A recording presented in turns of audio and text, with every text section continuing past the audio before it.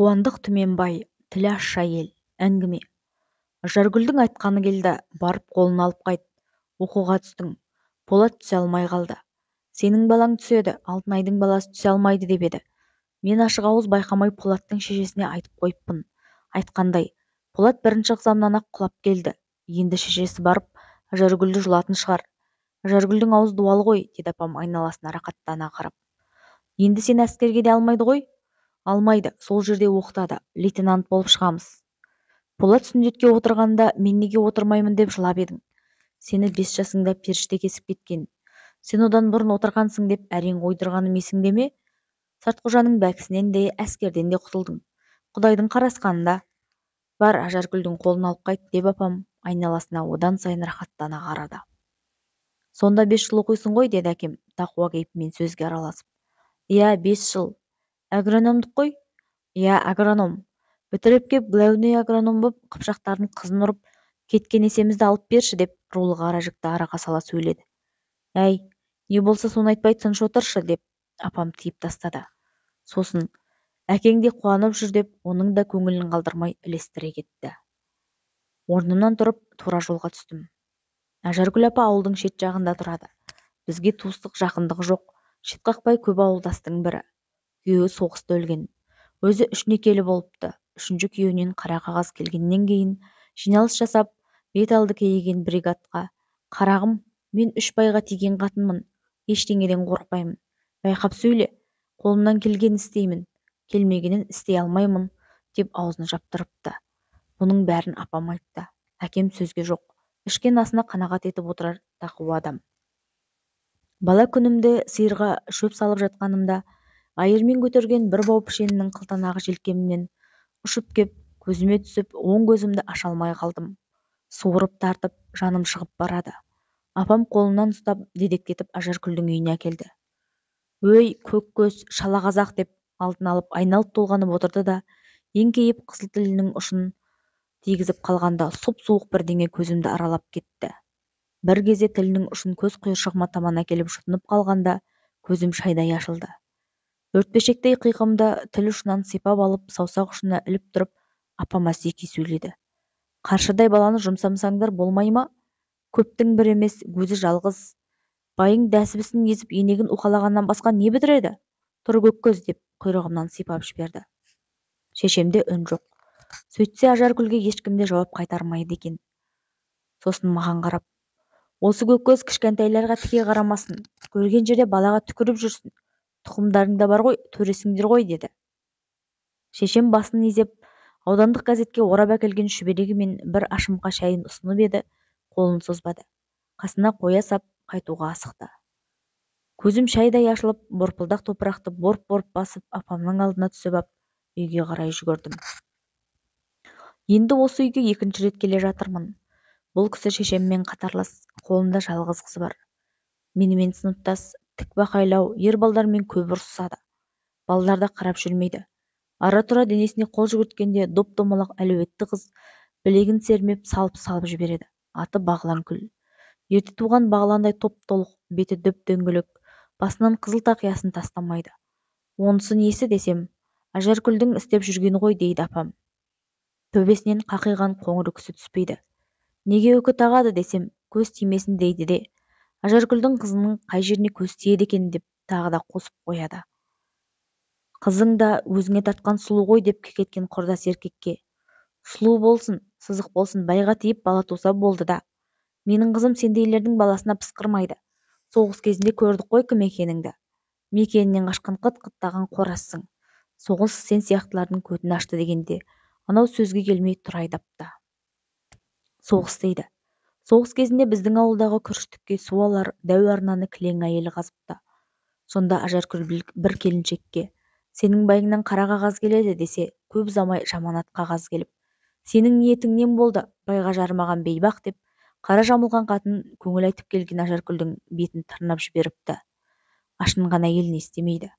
Сонан кейін Ажаргүл тілін тістеп, не де болса ішіне түйіп, екі бүктетіліп жүретін болыпты. Кетпен шапқанда ыңылдап ән салып шабатын.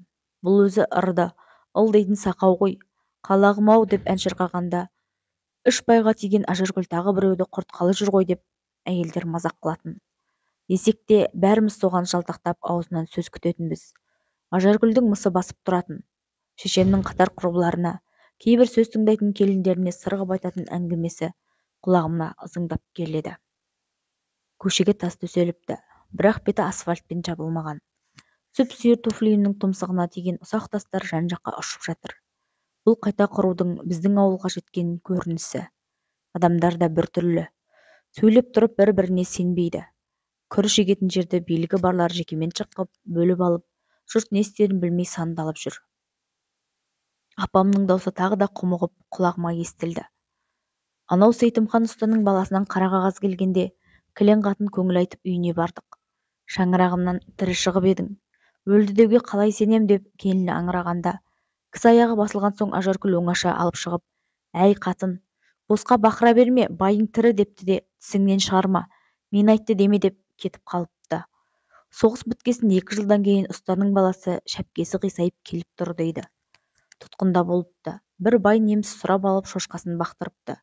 Жағдайым жаман болған жоқ. Апта сайын бір торайды үйтіп жеймін деп жеңгелері келеке қып отыратын. Кейін сол неміс тілінен сабақ беріп күн көріпті. Ажаргүлдің соңына да 3 әріп түсіпті. Қазақ тыныш жүре ме, біреулер көрсеткен ғой. Аузына келгенді көкіп жүр деп. Ендігәрі аузымды ашпаймын, тыныш жүремін деп қол қою білмесем де қағаздың шетіне қақ етіп бір таяқ сызып беріп кеттім деп шешеме сырғып айтыпты. Сонда үкіметтің кетпен шауып жүрген әйелдердің арасынан да қауіпті элемент іздегені ғой. Кеңсенің алдына жеттім. Қос қабатты кеңсе үйі ауылға көрік беріп тұр. Қарсы алдында тапалдау клуб. Бірақ осы маңдағы жайқалып тұрған қарағаштар кесіліп, тек түбіртегі қалыпты. Орнына шетелден әкелген ағаштың ұзақ жасайтын басқа сортын екпекші екен. Кеңсе алдында осы ауылдың атын жер жүзіне жайған даңқты диқан атаның суреті ілулі тұрушы еді. Ол да жоқ. Жаңа келген бастық. Бұл кемелденген социализмнің өкілі. Қазір қайта құру, орнына Горбачевтың суретін ілеміз деп алдартып тастапты. Мынау асыра сілтеудің көкесі ғой. Біз соның тәжірибесімен күріш егіп жүрген жоқпыз ба? Ауыл болса соның атында деген бір даңғайыр диханға ексең ек, екпесең табаныңды жалтырат. Сенсіз де егетіндер табылады деп жер бермей қойыпты. Бұл не? Қайта құру деген осындай бола ма екен? Оқуды бітіріп агроном боп ауылға келсем, осындайлардың бәрінің орнына қоям. Дихан атаның суретін де қайта ілгізем. Жерге қолы жете алмай жүрген кәнігі күрішшілерді де қарық қылам. Ажаргүл апаның үйінің төбесі көрінді. Тапалдау соғылған, шипырмен жабылған көне тұздау там. Ең бірінші тиген күйеуі салтырып кеткен үйдейді. Қалған екеуі күшік күйеу боп қолында тұрыпты. Жүрегім бір түрлі дүрсілдей бастады. Бір нәрсе сұрай қалса не деймін? Елден естіген бір сөзім бар еді, соны сұрасам бекен. Бір сөзбен шотыма қондырса қайтем. Шешең сұра деп жіберді ме десе не деймін? Ол ауыл адамдарының гу-гу сөзі, қарапайым тіршіліктен қажған қазақтың қара әңгімесі. Ажаргүлдің қызы менің сыныптасым Бағланкүл телезеберді қосып, Горбачев шекесі жалтырап, ауыз-аузына жұқпай сөйлеп тұр екен. Мынау қалды шеке елді таратуға келген су жұқпас қой. Көрмегенім сен болсын, өшір деп көгілдір экранды қара шүберекпен қымтап қойыпты. Осыны сұрасам бекен, жігіт басымен сөз естіп қалсам, ол да ұят. Қисайып, шегесі босап, салбырап тұрған шарбақ қораның есігін аштым. Төбе шипыры мен қар мен жаңбырдан әбден жұқарып, дуалының әгі көмескі тартқан ескі үйге беттей бергенімде, Ажаргүл апа есік алдына шықты да мені көріп селт тұрып қалды. Жұмық көздері сығырая күлімсіреп, тәмпіш танауы қусырыла қарады. Сынап мінеп тұрған жайы да бар. Өй көккөз, қайдан жүрсің ей деп сұрау сала сөйледі. Оқуға түстің ғой? Түстім, қолыңызды алып кетейін деп. Кеше анау көршілерің Алтынай кеп, 12 мүшемді түгел атап тұрып қарғап кетті. Маған қарғыс өтсе әлде қашан өліп қалар едім. Шешеңнің де аузы жеңіл. Осы кезде сыныптасым Бағланкүл үйден шыға келді. Басында баяғы қызыл тақия, төбесінде антенна секілді тіп-тік үкі. Бойжетіп қалған қызға дөңгелек қызыл тақия мен үкі сондай жарасып тұр. Кластасыңа шай ғой, деді Ажаргүл апа. Бағланкүл есік алдындағы тапал кереуетке көрпеше төсеп, жастық тастады. Самауырға шоқ салды. Төрге шық, еркексің ғой, деді апа. Қысық көзін сығырайтып, ысынай қарап отыр. Кластасыңды бәйгеқұмдағы СПТУ-дың мәшінге басатын оқуына берейін деп отырмын. Сен агроном боп келгенде қағаздарыңды өзі басады, деді езуіне күлкі үйіріліп. Бағланкүл сабаққа жақсы, әсіресе есепке жүйрік, қай оқу болса да түсіп кетеді ғой. Өз есебін білсе болды да. 3 байға тиген мен де есебінен жаңылған жоқпын деп қырын қарағанда әлгі күлкінің ізі өң жүзінен сытылып кетті. Шешең қалай? Жалғыз бала деп атыңды Тілеу қойып еді. Құдай тілеуіңді берсін, әкең аман болсын. Әйтеуір сені туғызу қолынан келді, оған да шүкір деп. Еркек атаулыларға деген бір тілеу мен бір ыза ыздиып аузынан шықты. Шешемдей адамның бетіне қарап мен де күліп жібердім. Алматың қалай? Онда да қайта құру ма? Біздің ауыл қайта құрылып бітті. Бәрі бұзылды, бәрі сатылды. Анау дән сақтайтын склятты сатқасын не сұрайды? Астық бола қалса арттарыңа тығып сақтар ма екен? Колхоз деген атында құртыпты. Сен үлкен жердің келдің ғой. Бұл не өзі? Тағы да жүзіне жұмысқа күлкі үйірілді. Айтыс болады дегесін әнеугүні Шиеліге барсам айтыс емес. Ақшаға сатылған өңкей жарамсақ. Қайта құру дегенім қайта құру, атымды қайта ерттеп қайта міну дейді домбыраны енегінің үстіне қойып ап. Қайта құруды жырлаған түрлері ғой. Нартайлар домбыраны биік ұстаушы еді. Қор болған сөзбен қайран домбыра деп кетіп қалдым. Үлкен жерден келдің. Қаладағылар да осылай ойына келген істеп жүрме? Қайдам апа, оқуға жаңа түсіп жатырмын ғой деп төмен қарадым. Осы біздің қазаққа айналысатын ештеңе қалмады-ау деймін. Апа сөзін айтып болғанда самауыр селк-селк етіп қайнап, төбесіне кигізген кернейден шыққан қою түтін сейіле бастады. Дастархан жайылып Бағланкүлдің қолынан шай ішіп отырмын. Енді байқадым. Кеудесімен бөксесі бұлтиып, нағыз қыз қалпына еніпті. Біздің кластан Алматыға оқуға түскен сен ғана. Қайта құрудың кезінде, деді кесе ұсынып. Бұның оққа қары бар ғой. Қызым, қайта құру деген бәлені енді аузыңнан шығарушы болма. Қарашы зәкүншіл боп қалғанын деп қызына қарағанда ол селк-селк етіп күлді. Төбесіндегі тіп-тік үкісі де қоса селкілдеді. Ол шешесінің сөзіне күлсе, мен Бағланкүлдің бітіміне рахаттана көз салдым.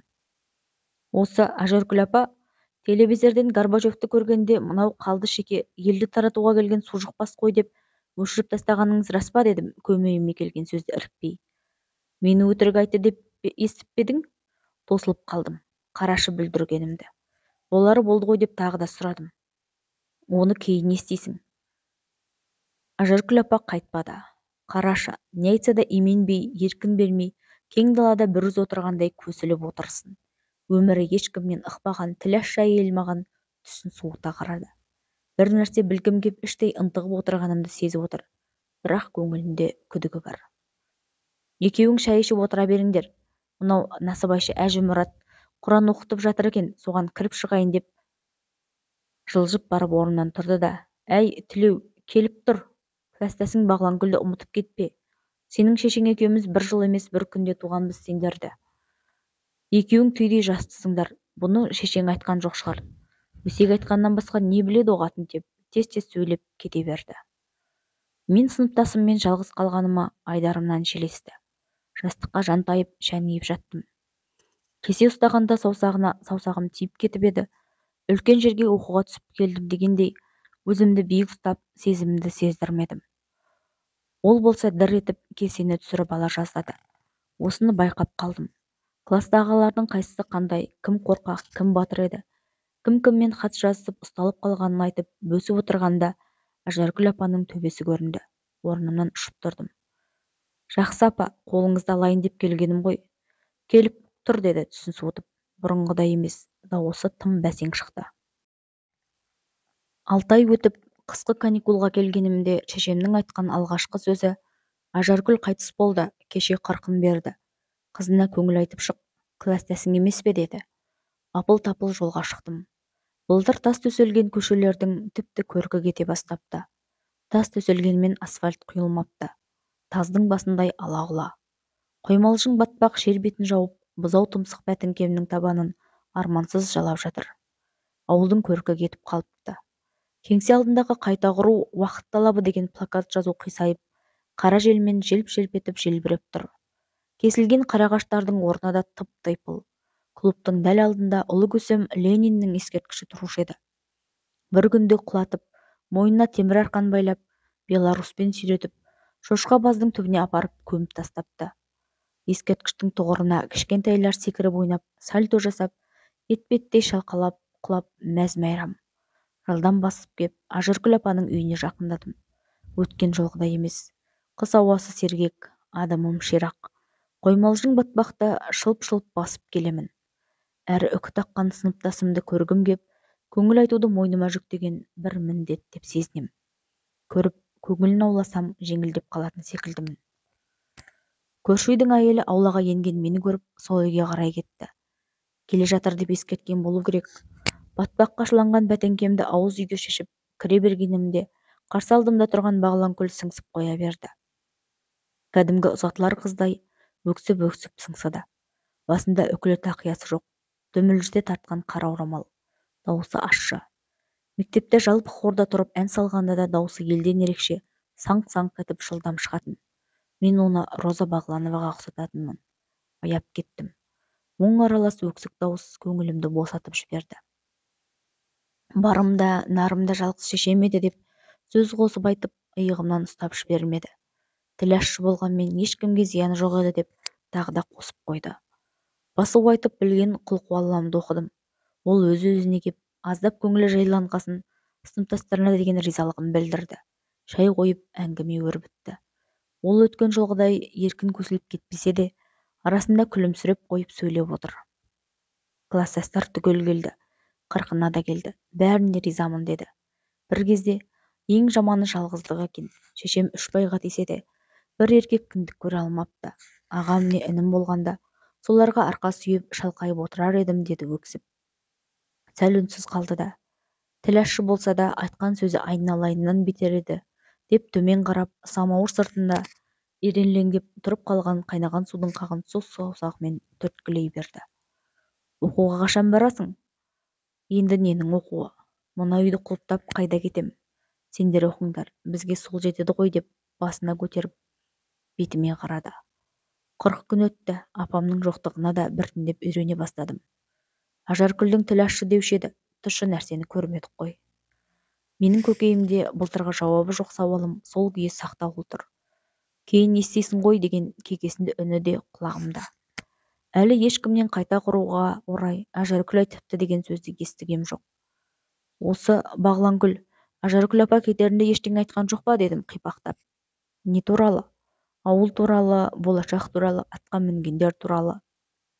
Естігем жоқ деп басын шайқады. Берік бол, кеткенше әлі келемін.